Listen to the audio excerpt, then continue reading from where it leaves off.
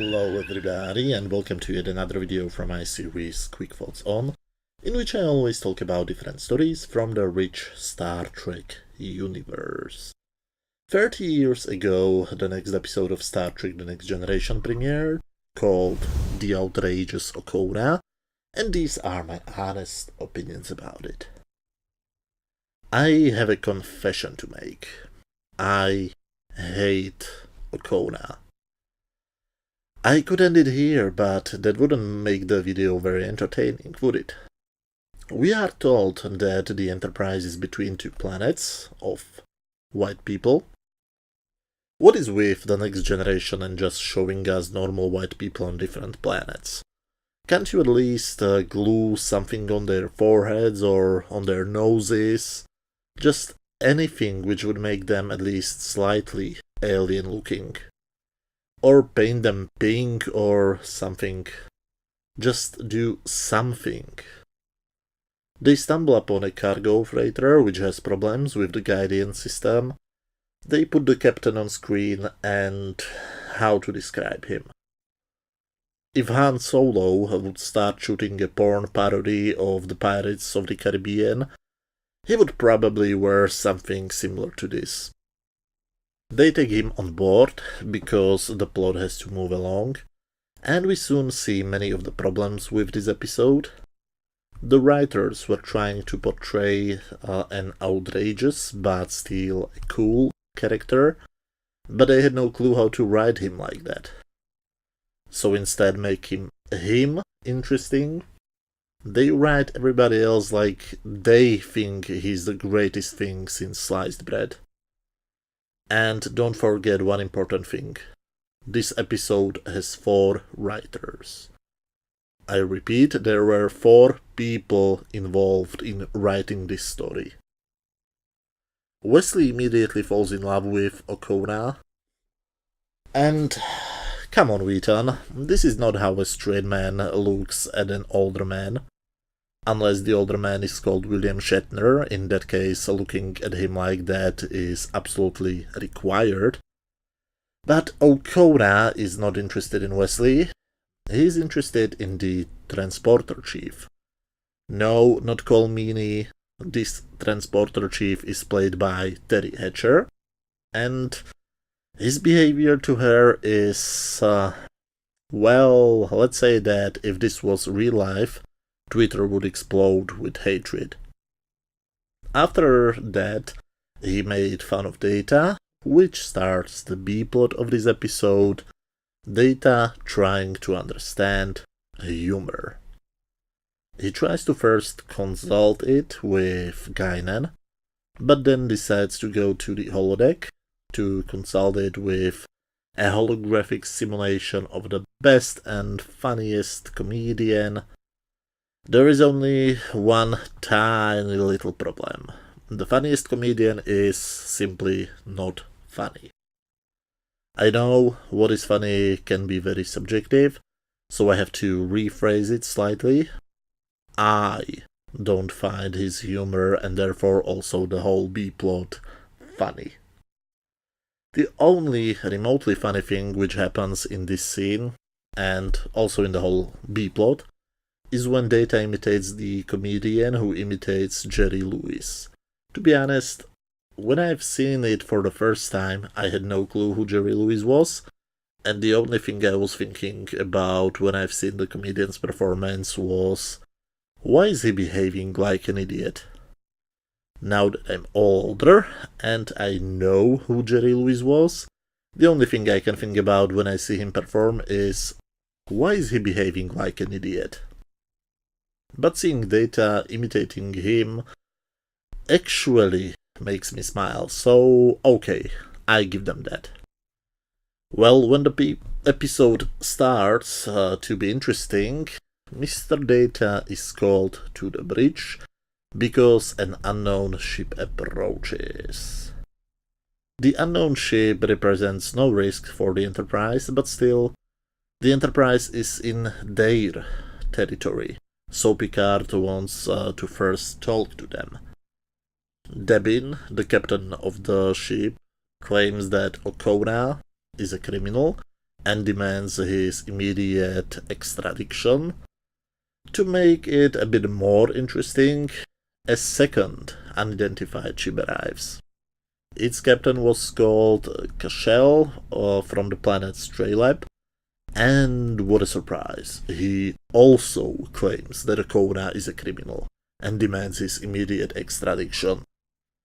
Again, every man and woman wants Okona, that includes the men who want to arrest him. What is so special about him?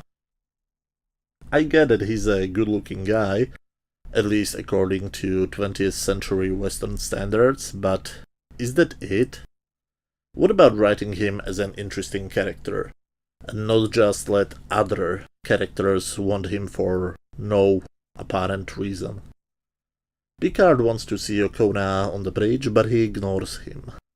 According to the computer, Okona has spent time in several female crew members' quarters, so he sends Worf to get him. And I admit that I honestly thought that the twist will be that Okona has infected all the women on board with some alien venereal disease.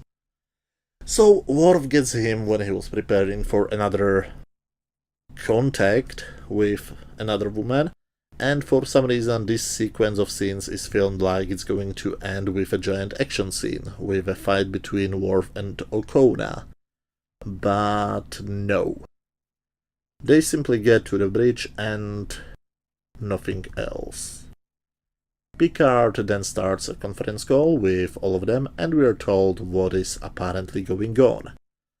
Devin claims that Okona has impregnated his daughter, Yanar. Cashel claims that Okona has befriended his son Benzen and used him to steal their national treasure. Okona claimed that he is innocent, but refuses to talk about any details. Instead of that, he asks Picard to let him go, which Captain Picard agrees to.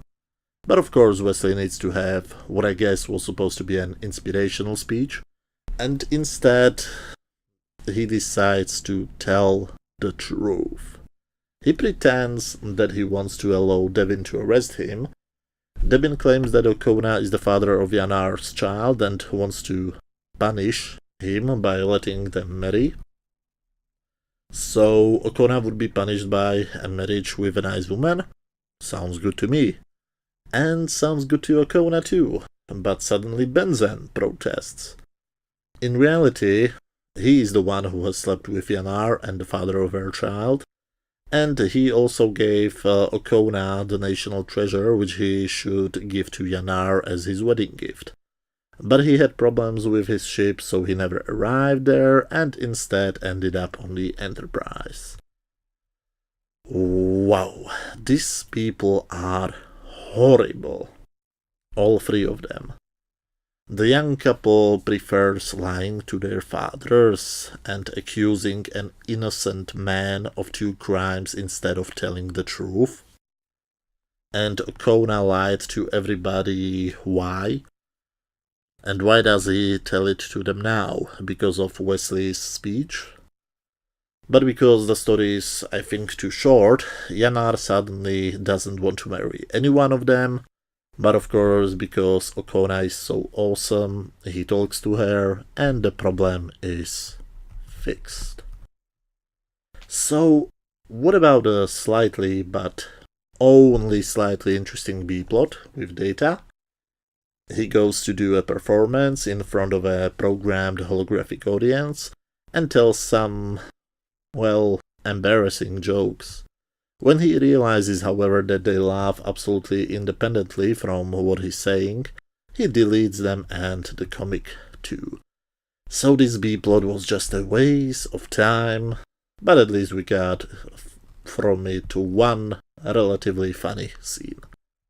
And I guess that's all what is there to say about this episode.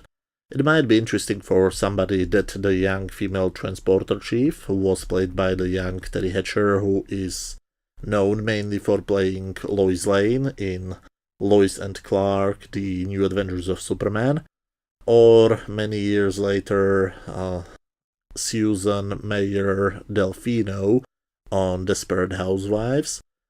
She was so embarrassed by the final cut, which deleted the vast majority of her scenes, that she asked to not be mentioned in the closing credits. The comedian was played by real-life comedian Joe Piscopo, and the fact that he wrote all of his jokes makes them even more sad. But at least there is no sign of Dr. Pulaski. That's a good thing, right? I don't really like Okona. I don't like his character, I don't like his story.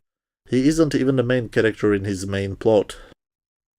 The love story is just a cliché love story which we have seen hundreds of times before in different versions. At least the B-plot is slightly funny, and I'm so glad that I don't have to watch this episode anytime soon again. On my standard scale from 0 to 10, where 0 is complete garbage, 10 is a masterpiece, and 5 is just average, I would give this episode 1 out of 10. As I said many times, many people think that the first season of TNG is bad, but I think that the second season is much worse. This is one of the episodes which I usually skip when I'm simply casually watching me some good old Trek. And one little note, I am trying to do these videos 30 years after the episode premiered, which means that the next video about the next generation will be up on the 9th of January 2019, because 30 years ago they had a winter break.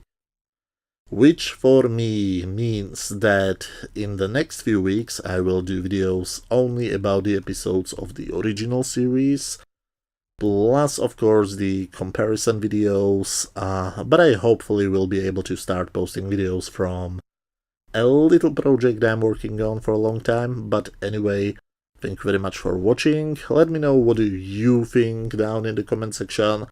Do you like the Outrageous Okona, the character, or the episode itself? If you enjoyed this little video, please hit that thumbs up button, and again, thanks a lot for watching, and see you very soon.